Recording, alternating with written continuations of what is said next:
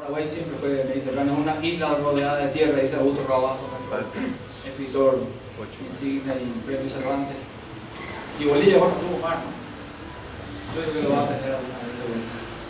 Y esta canción, El ritmo de Guarania, habla de eso, del sentimiento de estar cerca del mar.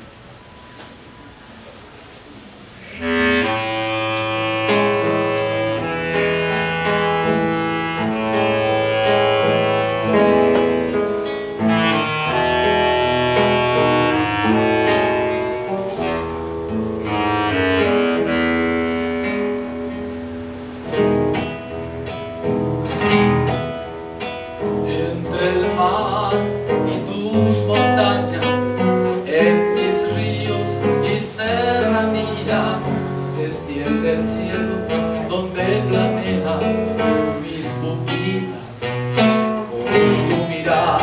Busco el latido que llega al sol, con tu fragancia a despertar, pero mis labios buscan tu aliento como un nido a descansar.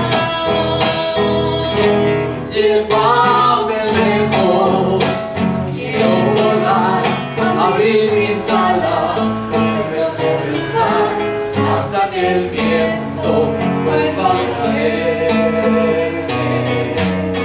cerca del mar.